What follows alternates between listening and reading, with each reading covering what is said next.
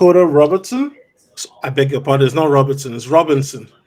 Robertson. No, you're right. Oh, Robertson. really? Okay, good. Yeah. So, People mix it up. okay. Welcome to the conversation with Dakota Robertson. He's a 24-year-old millennial who grew up poor and went from living in a trailer park motorhome to making six figures as a Twitter ghostwriter. Dakota started his professional career as an electrician, and somewhere along the way, he got into investing in cryptocurrencies. Now, he then switched from cryptocurrencies into learning about Twitter and building an audience, and then transitioned into writing, copywriting, and now he's established himself as a top tier Twitter ghostwriter. So I'm pleased to have him on the conversation today to tell us a little bit about how he transitioned into this new field.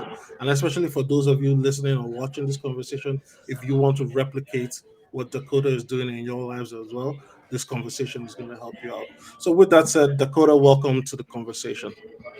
Thank you, brother. I really appreciate you having me on. I'm stoked to talk about this and maybe spread some knowledge about the business scene on Twitter.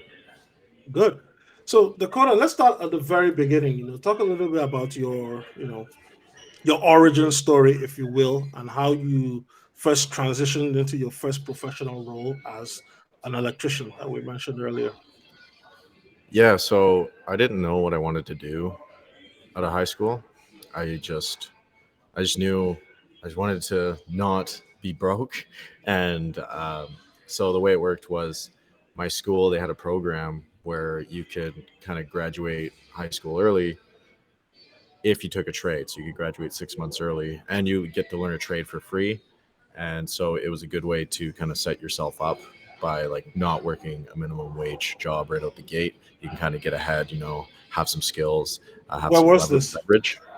Where was this? Sorry, when? Where? Where? Oh, this was in Kelowna, British Columbia, Okay. Canada.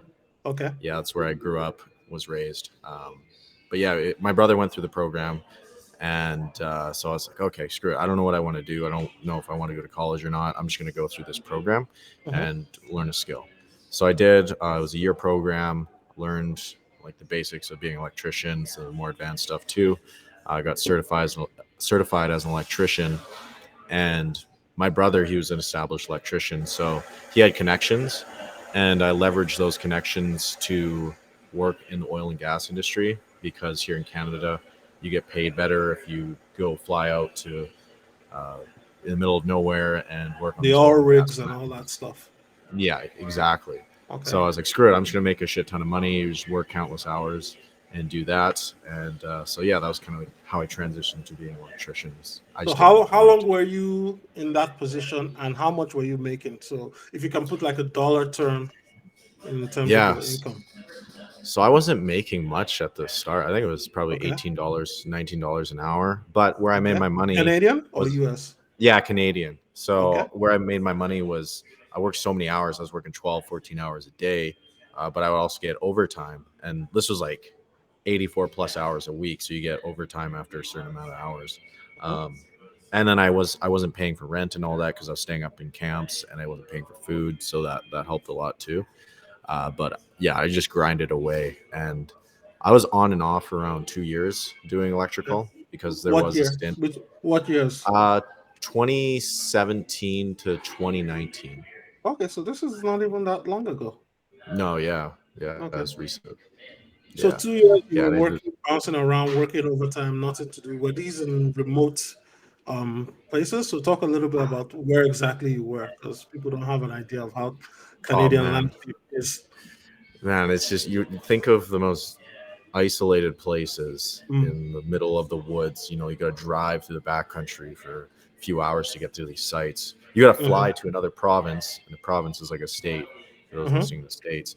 But I would have to fly to this other province, uh, get picked up, and then we would drive for hours to these isolated camps and stuff, oil and gas rigs in the middle of nowhere. I'm in places in Alberta. So there's like Fort McMurray, Conklin, um, where else? Uh, Fort St. John, stuff like that. Just like Hmm. places like where there's only a few thousand people in the town and there's just nothing to do. Mm. So I would stay in these camps, and it was literally just eat, sleep, work. That's it. That's all I did. And I Mm, did that first first few months, 6 months of doing that. I was just thinking to myself like, holy shit, is this all there is? mm, It was really depressing at the start because I am this young 18, 19-year old and just working all the time. All my friends are partying, having fun, and going to college. And I don't know, they got this clear path. And I was like, I don't even know what I want to do. I just mm, know I just want to kind of make some money, invest, and like try to figure shit out.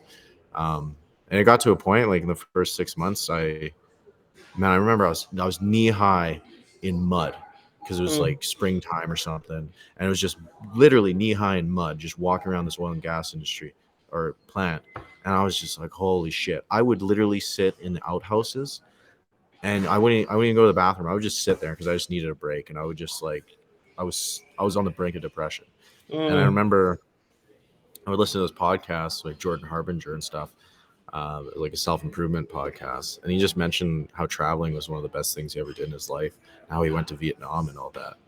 And I don't know, like there's one day at the end of the workday, I was literally standing there with mud all the way up to my knees or shins, high shins, and I was just staring at the sunset, and it was one of the most beautiful sunsets I ever see in my life. And I just thought like, I wonder what's out there. Like I want to go travel. I want to go see what's out there because this is just depressing. I know I'm just going down a bad route if I continue working. And sure, I'm making decent money, but it's just like, what's the point? So that's when I started looking into uh, going to travel and looking into Southeast Asia and going to Vietnam and Thailand and all that. Um, and I booked a ticket and set a date for like 6 months later. Like, okay, I'm just gonna work for now, and then I'll have something to look forward to, and kind of just screw off to Asia and backpack for a bit. So now, before we get into the travel stage, your annual income for those 2 years, around what ballpark was it in? Do you remember? Um, yeah, so it was like 20. Because with the overtime, it's probably 50s, 60s. Yeah, it was probably around that. It was Okay, on and off too, so it wasn't like I was like steady it working wasn't all the regular. time. Yeah, Okay, but it was, yeah, probably I'd say around 40, 60 or something, like not okay, much. okay, okay. Cool. So go on with the story. So you travel, to take a break and then just figure out your life, and then what happens? Yeah, man, I traveled for 3 months. I backpacked for 3 months. I went to a month in Vietnam, a month in Thailand, a month in Cambodia. And during those 3 months, I just fell in love with travel. I loved experiencing new cultures, just doing new stuff, you being spontaneous, like, oh, let's go to this random place someone told us about, and just having that freedom. That's where I really valued. I've always valued freedom, but just experiencing where you can just do what you want on your own terms and just enjoy and be in the present, not have to worry about answering to a boss or something like that. I fell in love. So I did that for 3 months, and when I got back, I was like, I need to figure out a way to live a lifestyle where I have this complete freedom, where if I want to go somewhere and do something, I can do that. And before, like I read Rich Dad Poor Dad. That was kind of like my entryway into self improvement. I thought I was going to do that through investing, but the more I got into self improvement, I was like, oh, like starting a business seems like a more viable option. Mm, And my mother, growing up, like since a young age, she always instilled in my head, like, Dakota, do not work for somebody else. Start your own business. Like, work for yourself, mm. because it's just, you have way more leverage that way. And it's just, she just drilled into my head, and I remember it. I didn't appreciate it at a young age, but now just looking back, it's like, wow, yeah, she really kind of brainwashed me in the right way. So I got back from Asia after 3 months. I went back to being an electrician for a little bit because I was like, I just need to make money. Um, but at that time, I was working with my brother in the oil and gas industry. But one of our coworkers, he was into crypto, and he was telling my Okay. brother about crypto. And my brother was telling me about crypto. I was like, oh, I don't know, man. That sounds kind of fishy. And this is Mm-hmm. 2018 at the time, right Mm-hmm. after the big bubble burst.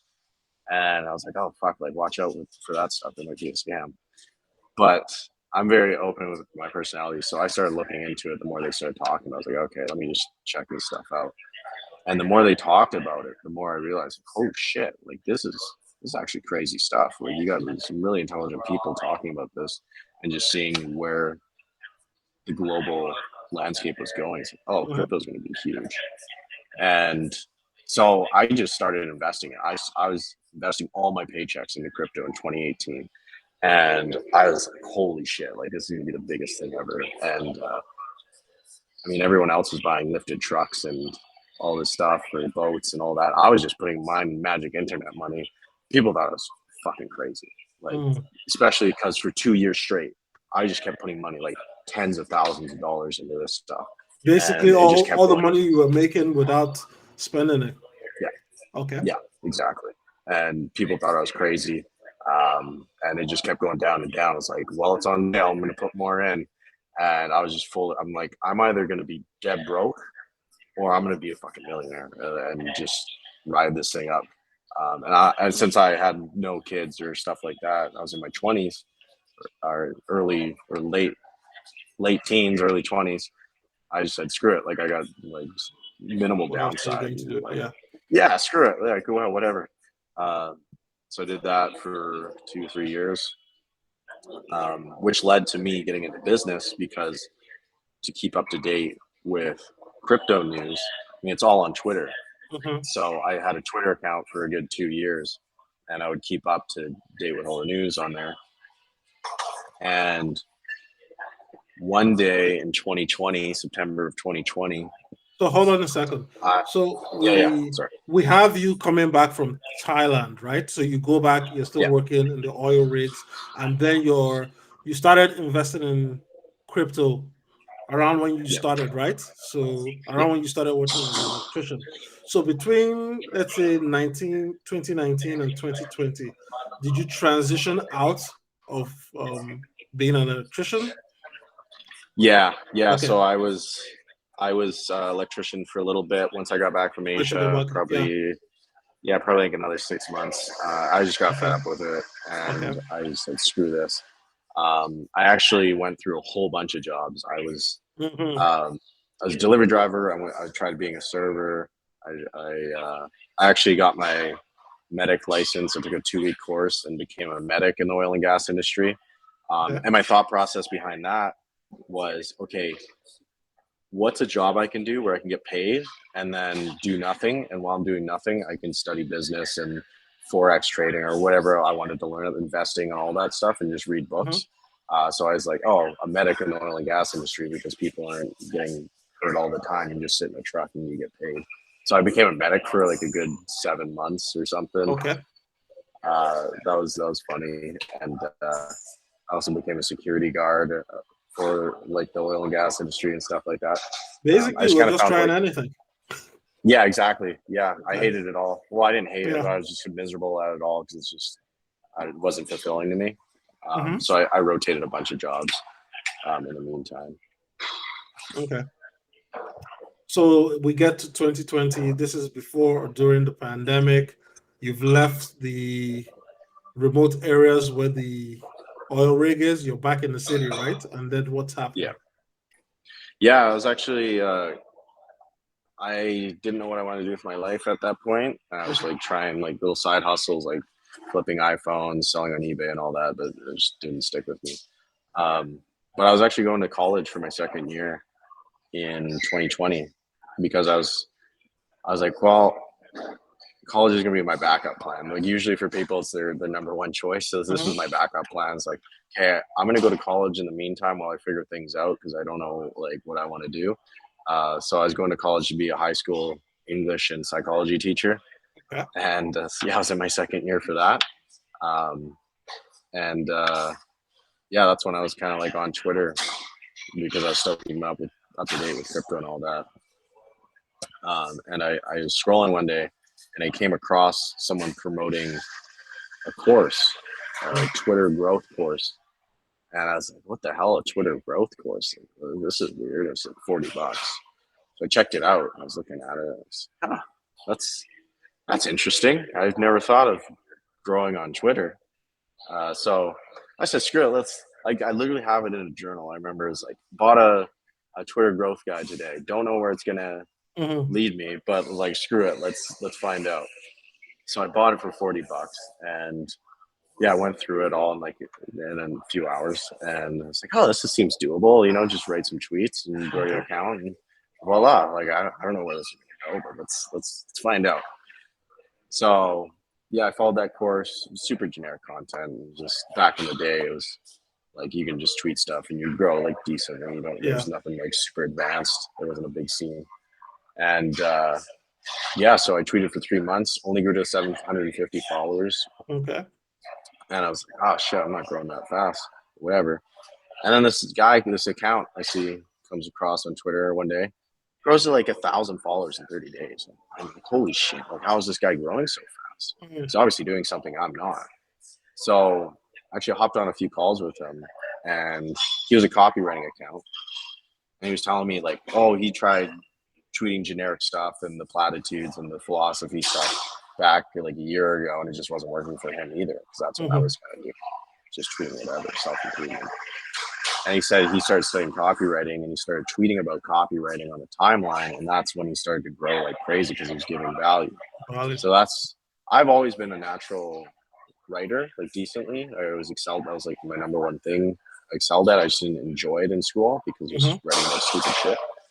But I was like, oh, okay, like I'll try writing. I mean, I'll try making myself a writing account because it's good stuff to know.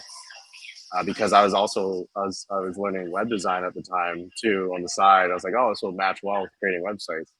So yeah, I made another account, a writing account, and I bought some writing books, and I would just consume a lot of stuff on writing, and I would synthesize it in my head and apply what I was learning. And then I would tweet about it in a way that was engaging on Twitter, because there's certain ways to frame stuff. But I was giving actual advice every day about writing, and it would help me learn better, and it was giving value on the timeline. So where on my old account, it took me 3 months to go to 750 followers. Only took me 40 days with a writing account. That was because it was because I changed the content. I was very hyper specific on what I was. Yes, exactly. And I was just lasered in. So yeah, I started growing that. Yeah, I just started growing basically, and it kept the momentum going and kept giving the writing tips and all that. And yeah, I think a few months in, I got to like 4,000, 5,000 followers.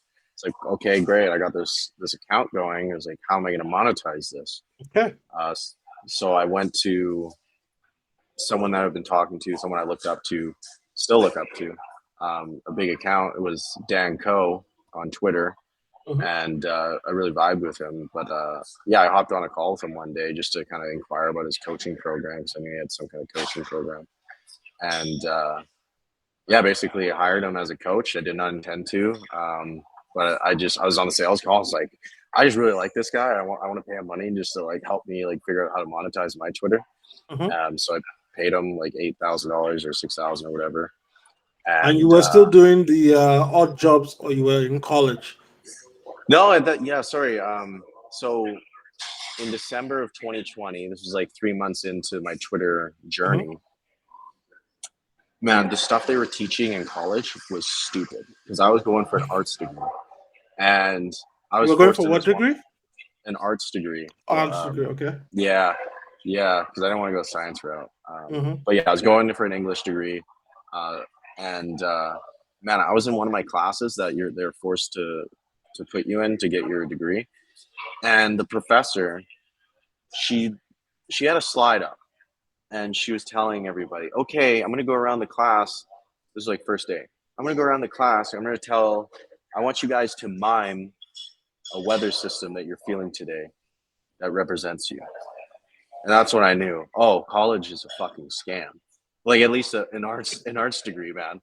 Like, I was sitting there like, what's going on? Like, what do you mean? It was so stupid. And that's when I knew. That's like literally the moment I knew, like, oh, I'm gonna drop out. Like, this is like, I'll finish this semester, but I'm gonna drop out. This is stupid, because I was learning more on Twitter than I was in college. And it's just mind-boggling to me, like paying thousands of dollars to learn how to say the mime a weather system. It's like, come on, like. And then Twitter, they're literally showing you how to how to create a 6-figure business within Business, yeah. 6 months or something, you know. So it was a complete joke. I was like, okay, I'm gonna see through the first semester of my second year, just complete it. So I did that. When December rolled around, I'm like, I'm not renewing. I know that the value Twitter's providing is way more valuable than what they're teaching in college. And I basically said, fuck it. I dropped out. I quit my job. I was working at Domino's at the time. And Delivering pizza. delivering pizza. Yeah. And the reason I did that was because while I was delivering pizza, I was listening to podcasts, educating myself on stuff. I was very particular with that, with like being the medic, being a security guard, being a delivery driver, always like educating myself. I had an earbud in, listen to podcasts because I like get paid to learn. Like, just set yourself up. But what also helped was, since I invested in crypto and at the time was starting to boom, I had hundreds of thousands of dollars like I could cash in. So I had a good safety net. A lot of people just like, they quit their job, they got no dollars in the bank account. It's like, I wouldn't recommend that. I had probably like $300,000 liquid. I could cash out at any moment if I wanted to. So I felt comfortable quitting my job, going all in on business. But yeah, so December, quit my job, dropped out, went all in on Twitter, focused on all that and growing my account. Good. So you learned about Twitter, you got the coaching from Danco. Now you start the ghostwriting business, correct? Because if you grew your own account, where did you get the idea to say, hey, maybe I should offer this as a service to help other people grow their accounts? Yeah, so I initially thought I was going to be a copywriter. Okay. And yeah, I did like one copywriting gig. I was miserable. I did like a $250 or $200 client, 140 or something. It was just a pain in the ass to work with because the broke clients are the neediest. But I was like, oh, this is pretty shitty just working as a copywriter. And then one person on Twitter, JK Molina, he was talking about ghostwriting and how he was a ghostwriter and he's making all his money and all that stuff. And I was like, oh shit, that's pretty cool. And he was the guy who kind of pioneered the space, like Twitter ghostwriters, and just showed people, oh, like this is what I'm doing and all that. And I was like, oh, that's interesting. And I thought to myself, I know how to grow an account. I understand copywriting at a basic level. And I thought to myself, okay, why would I be a small fish in a big pond as a copywriter when I could be a big fish in a small pond as a ghostwriter? Because few people know how to grow Twitter accounts. It's kind of this new thing. And I was positioned well because I had like 4,000, 5,000 followers. I mean, not much in the grand scheme of things, but more than most. So I was like, oh, okay, screw it. I'm gonna be a ghostwriter. So Danco helped me with that. So he was another one of your coaches as well. JK Molina was not. He was just kind of an inspiration. I just saw him on the Twitter timeline. Got it. Yeah, exactly. He just showed me what was possible. Okay. We're good friends now, though. We lived together for a bit, but yeah. So I ghost wrote a few tweets for Danco because he was my coach and I needed some social proof. They went viral. Most of them went viral. So I was like, oh, okay, I know how to do this. I got a video testimonial from Danco that helped me a shit ton. I created a landing page, and yeah, I basically launched in November of 2021, mid-November, and within 28 days, I was at $11,000 a month. Okay. I landed a $3,000 a month client, then I landed a $5,000 a month client, and another $3,000. It was pretty crazy just how fast it happened after launching the offer. And I didn't advertise once. It was all inbound from growing my own Twitter. And people would click the link on my bio and they'd check out the landing page and then they would fill out a form. And yeah, it was crazy. All right. So hold on a second. So just to be clear, right? Because now you've launched the business. If I have the timeline correct, it's November 2021.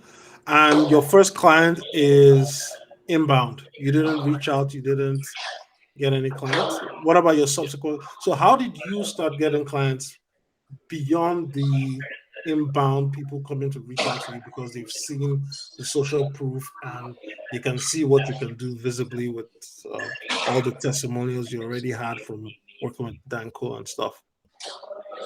Yeah, man, it's crazy. Like I sent a few outbound DMs, like no one Okay. ever responded. Like I think I Okay. sent four. I think I Okay. sent four, and I was like, those are long shots, like Okay. cold emails and stuff. But man, it was crazy. All of my clients have been inbound leads, and I haven't Okay. promoted my website once. I can go through my list. There's hundreds of applications. That's how much demand there is for ghostwriting. Okay. But in the beginning, yeah, like ever since I started, it's like all been inbound. Like they see me write content, they click on my profile, they see I have a website for a ghostwriting agency, and then they look at the testimonials, all that social proof they offer, and they filled out an application, and then I would contact them. I'd send them a video DM like, hey, saw that you filled out my application. I saw that they're qualified, so I reached out, sent a video DM. Hey, let's hop on a call. Hopped on calls with them, closed them. I'm not a good salesman whatsoever. I just happen to be positioned well because there aren't many good ghostwriters, or there weren't at the time. Still not really. Um, but yeah, I was positioned really well because I just Yeah. knew how to grow an account, and I had some social proof. Okay. So before we go into it, because I really want you to teach the readers, especially on time, since they're going to be reading this, because it's going to be hard for somebody to conceptualize spending, let's say, 6 months or 9 months growing a Twitter account to now get inbound leads.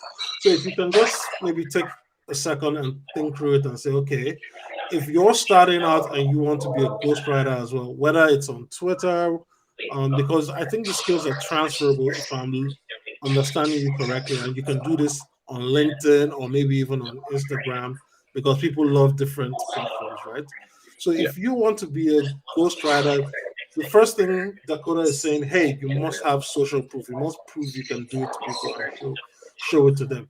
So how would you like maybe give a mini course on how to grow your account to the point where even if you try outreach or you're waiting for people to reach inbound towards you, they can now start seeing these are the 3, 4 things I had in place to help me convince people to like apply to be clients. So what do you think of that?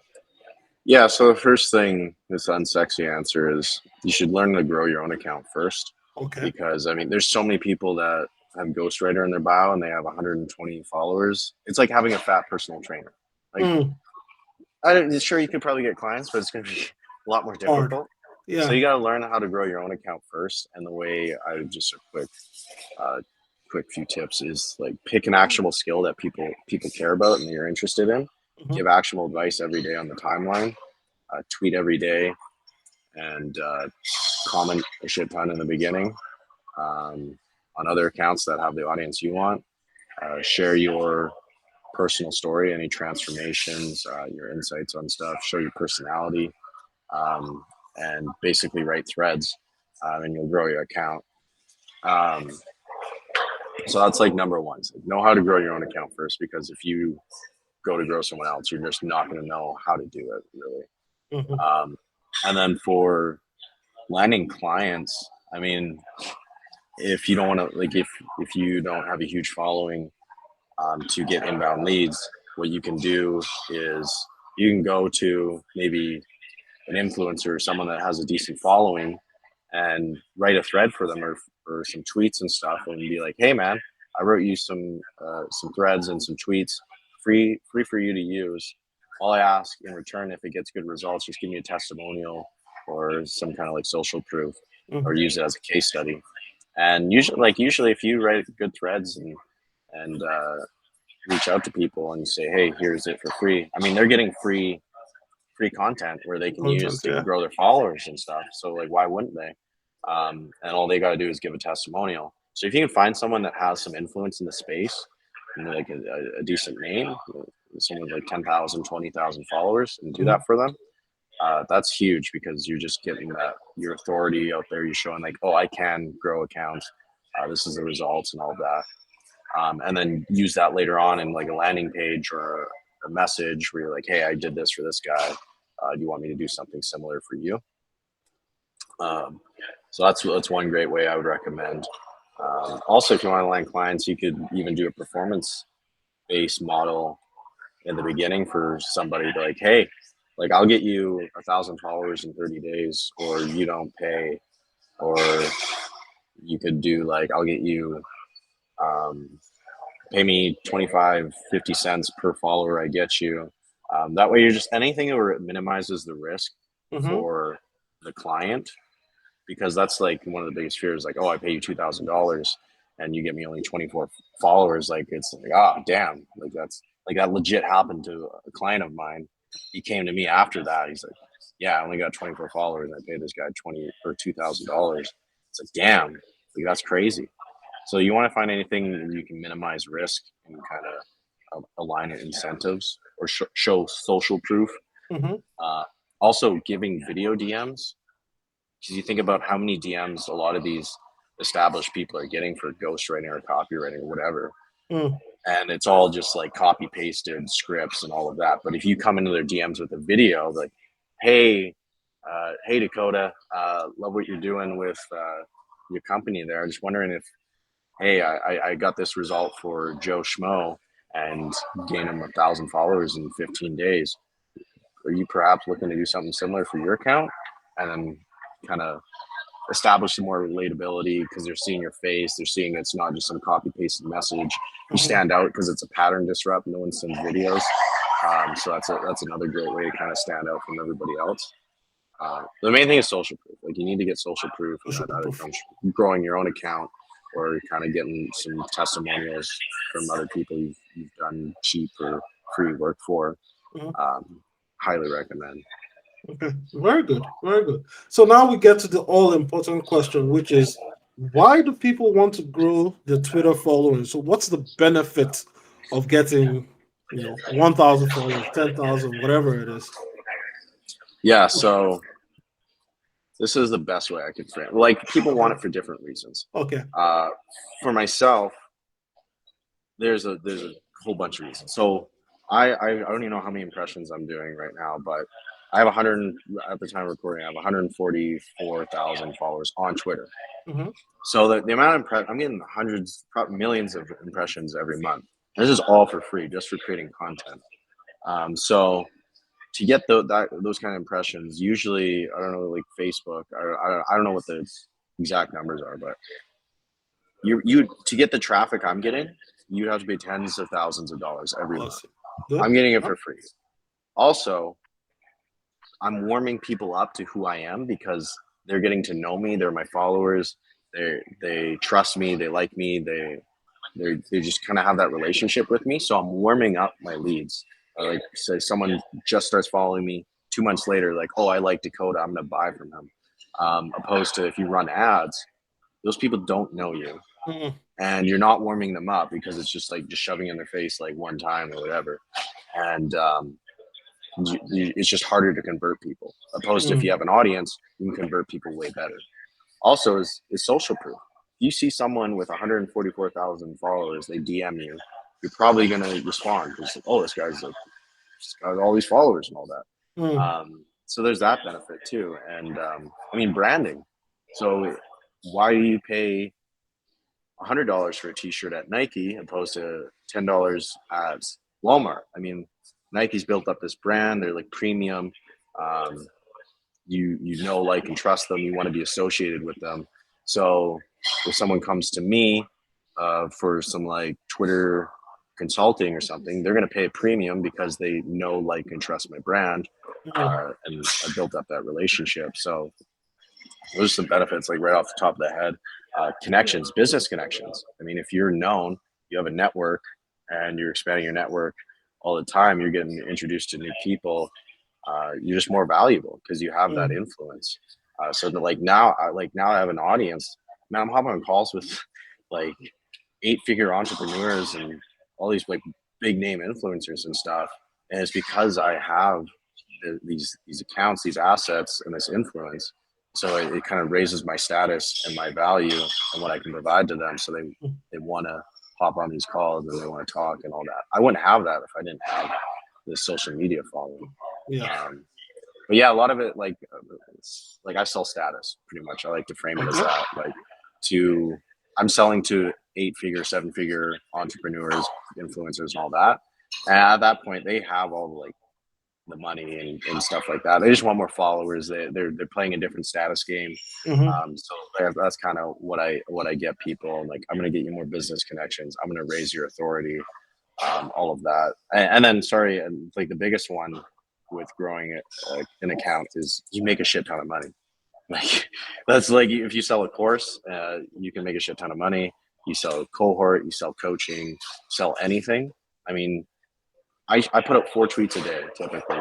I'm gaining 200 to 400 followers every day. I mean, if I get 10 buyers out of that, I mean, like if I sell a coaching program for $1,000 a day, that's potentially like $10,000 in like a day. Like it's just it's nuts.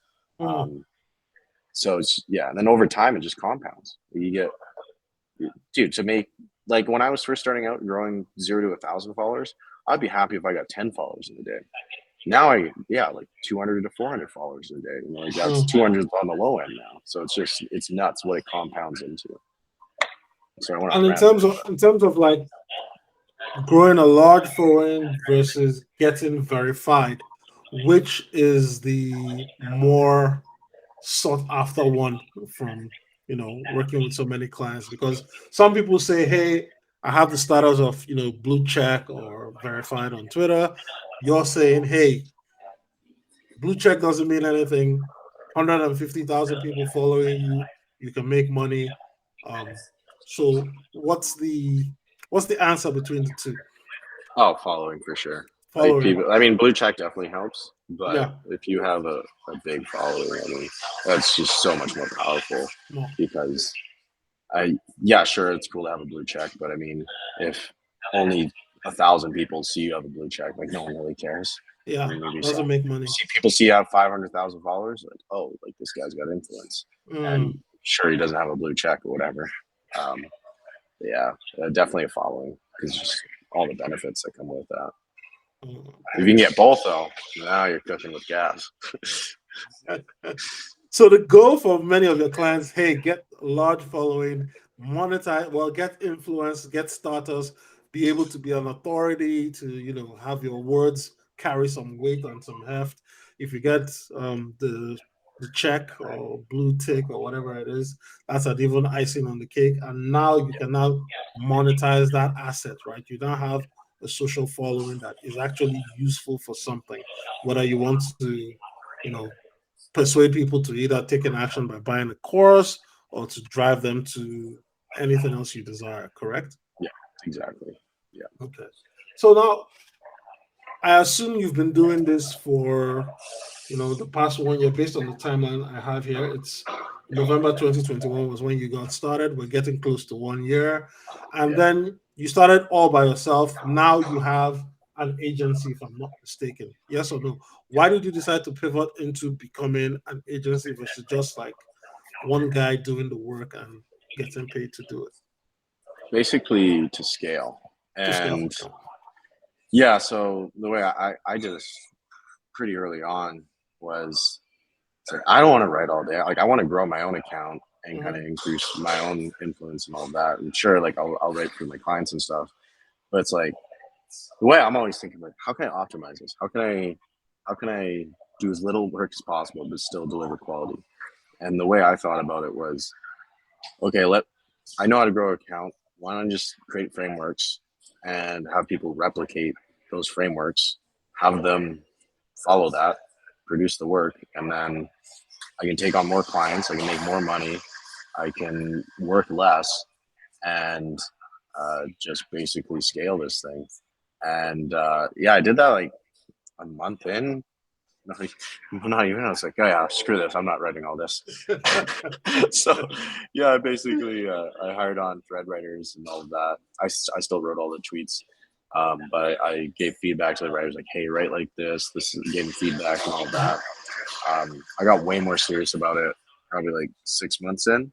That's when it really, like, Twitter really clicked for me, and I just started growing like crazy. And I was like, oh, okay, this is how you write a thread. This is how you do this and that.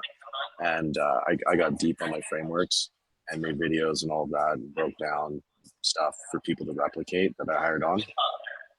And yeah, basically took on more thread writers, took on VAs. I took on an operations guy to kind of remove myself more from the business, Mm-hmm. and yeah, now it's just been scaling a lot more and taking on more clients, higher ticket clients, all of that, and it's been going well. I got too many. I got too many people that want this ghostwriting stuff, and I can't. Like, it's physically impossible to service it. I Yeah. wish I. I wish So it was hold on smart, a but second. How much does a typical client pay a month for the service, and what's included in the service? yeah. So man, I throw around all these different offers. Okay. So it's First, different tiers. yeah. So I basically I just take on people I find interesting or I want to write for, and Yeah. that would be fun. And then, I mean, if they're less fun, like the content would be less fun to write, I just charge more. And if it's more difficult to write, I'm like, I'm just gonna charge for it. It's Yeah. totally just made up in my head, like around here. But when I first started out, it was $3,000 a month, Yeah. and then I upped it to 5,000 a month, and then I brought it down to like $3,000 a month again, um, and then it went to like 3,500. And then once I like kind of found like I found I was retaining clients at a good pace. I'm like, oh, okay, let's just start stacking the price from here. So it was like 3,500 was my floor, and then I jumped up to 5K again, and then I jumped it up to 6K a month.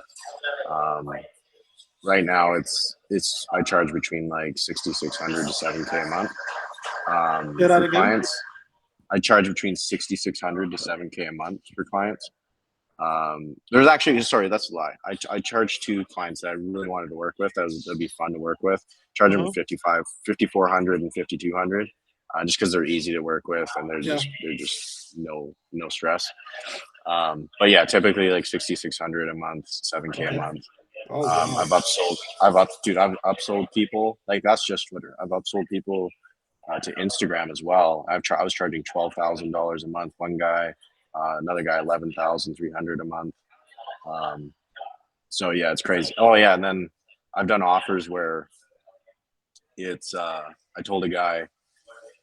This was in the DMs too. There's some random guy. He just asked me like, "Oh hey, how much for your ghostwriting? I see you're not taking on clients." So I'm like, "Oh yeah, no." Like, because at the time I just didn't want more clients. It's like, just go talk to these people. I'm not taking people on. I'm high ticket anyways. And he asked me, he's like, "What's high ticket?" And I just want him like, get the fuck out of here, dude. Like, I told him in the DMs like $25,000 to get you to 10,000 followers in 60 days or 90 days. And he's like, okay, cool, put me on the list. I was like, are you fucking serious? So I was like, okay. Took that guy on. Within 2 days, I got him to 10,000 followers.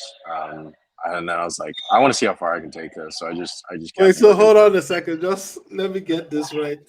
You charge somebody 25K to get him 10,000 followers in 90 days, and you actually got the followers in what time frame? 2 days. I got him in 2 days. He was mind blown. He got featured on Sahil Bloom's newsletter. He got it. He had a profile picture. I'm not going to say what it was, but it definitely helped because it was kind of a polarizing profile picture Okay. in a certain space, and that helped him go viral. I think so. That's definitely abnormal. Like Yeah. I don't normally get 10,000 followers in 2 days. Like that's crazy. Yeah. But I fulfilled my promise within 2 days, and then I was like, screw it, I'm still gonna keep growing this guy for like 30 days because I wrote all these threads, and I want to see how far I can take this. So I got him to 60,000 followers in 30 days, and he was just like mind blown. It was cool. And then after that, kind of same thing happened with another person on Twitter. They knew me for a while. They knew I did good work.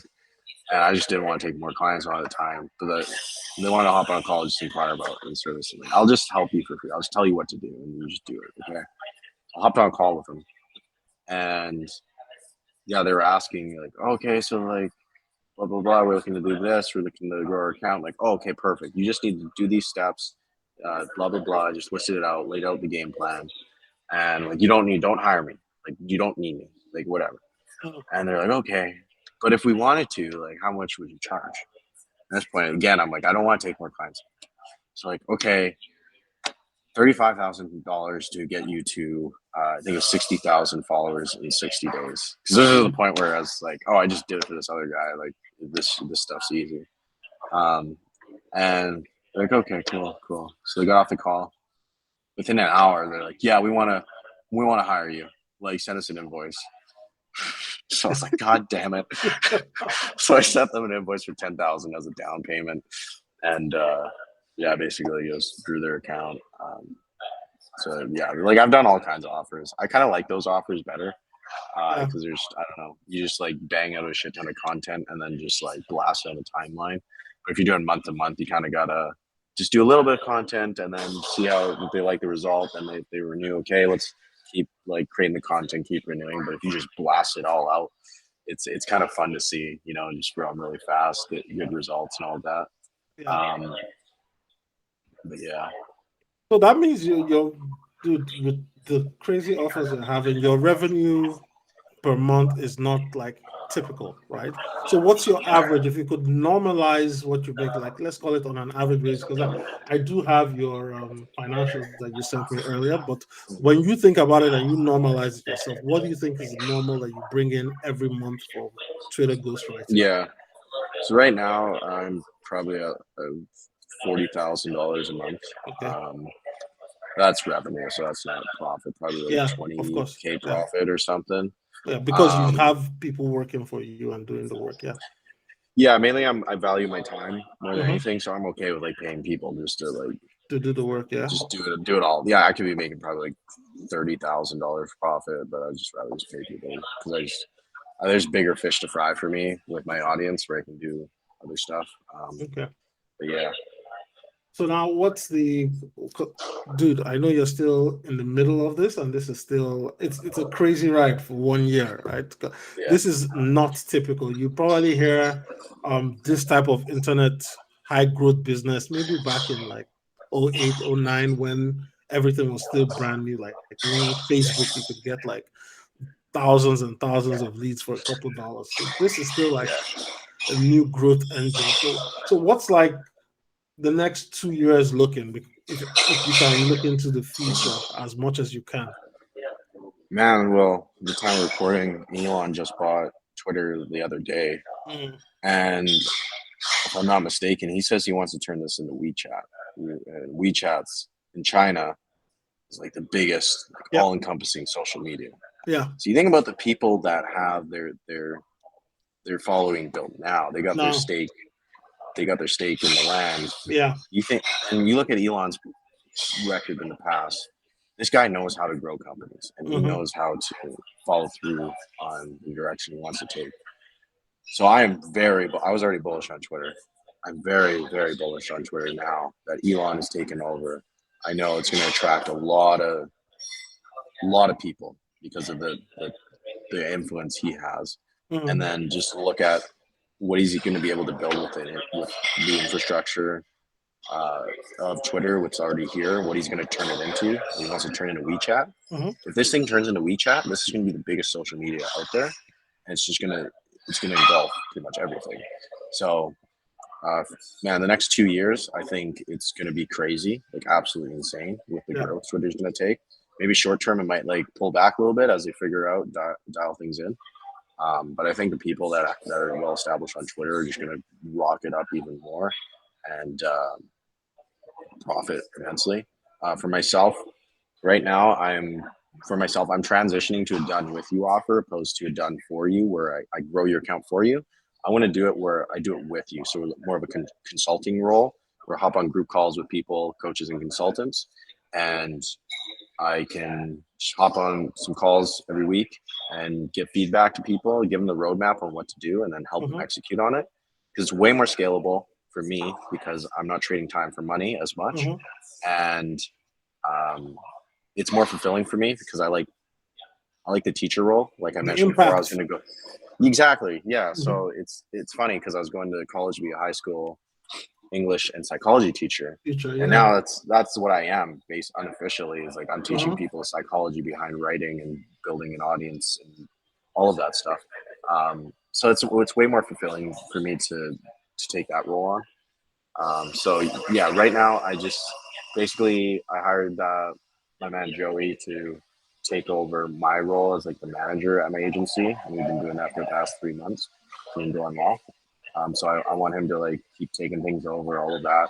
I'm just like I'm stepped out of my business. It's running itself, all of that, and then I'm focusing on the done with you offer, which I'll be launching soon, probably within a month or two. I hired a coach to help me, Mm. and yeah, and then I'll just scale that thing, and I know that's the next move because it's way more scalable than trading time for money. Good, good. But with you, I know you mentioned this just a little bit, but you didn't go in depth. You said the demand for ghostwriting services is quite high now. You have a list of applicants, and there are not a lot of people to service that need. So, how do you expect those people to, meet that demand and find people to work with them if you're transitioning away from that? Like, what are you creating some type of platform where you refer people out, or you just Yeah, have your friend who's running the company grow it and hire as many people to like fulfill the demand? yeah. So I refer people to other ghostwriters that I know are quality, Yeah. and I will be releasing some kind of maybe a course, maybe a cohort or something where I show people how to grow a ghostwriting agency in the future.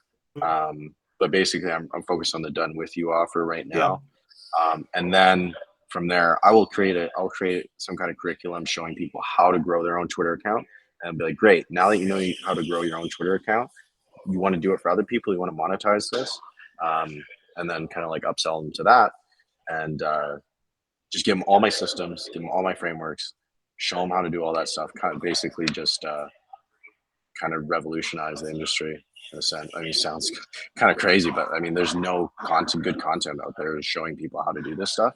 Mm. So if I can come in and just show them, here's all the systems, plug and play. That's how you do this. Execute on it. Boom. You get 10K a month, like one time. And especially like now that economy is going a little tight for a lot of people. People are beginning to lose jobs and whatever. Being able to transition to this high demand online skill that you can pretty much do from anywhere, whether you're in third world Nigeria where I was born, or you're in the middle of the oil rig in remote Canada. You could do this and start making money and still be. You might not even want to be.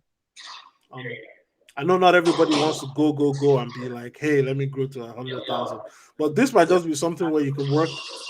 Maybe you're a stay-at-home mom. You work a couple hours, you bring in an extra 8K for the family, and that's it. You manage 3, 4 Yeah. client accounts, and you're done. Yeah. Exactly. It's yeah, man.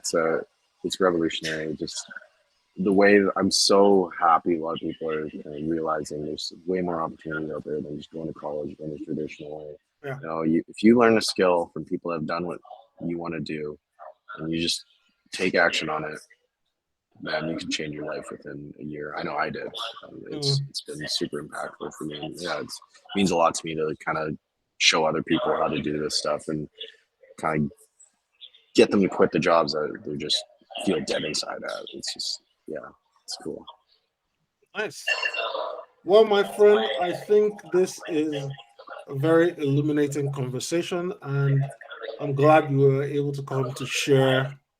I mean, you've been really open and honest, and you've shared a lot about this. So, anybody watching this, of course, when they read it in a couple weeks, if you want to take advantage of this, get started like Dakota said, you can find him on Twitter at Wrongs to Right. Right. So, I'll put a Yes, link sir. in the video, or I'll even write it down when I link to your company, so that way people can Perfect. find you. But if there's any parting words of wisdom you want to share before we log out, that'll be great. Yeah, I'm a big proponent on taking more risks, and yeah, I think if so many people are just dead inside. I know I was for a bit. Working a job you hate, just going through the motions in life. I just highly encourage people. I mean, you don't need to hire $10,000 coach or $8,000 coach. A lot of this stuff's out there on YouTube. Like, pick an online skill that interests you and that you can learn. everyone's giving free information on YouTube. I mean, apply some of that, make some money with that.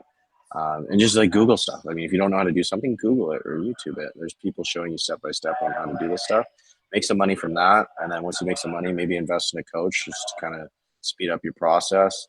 Make sure you vet the hell out of that coach, because a lot of people are just full of shit.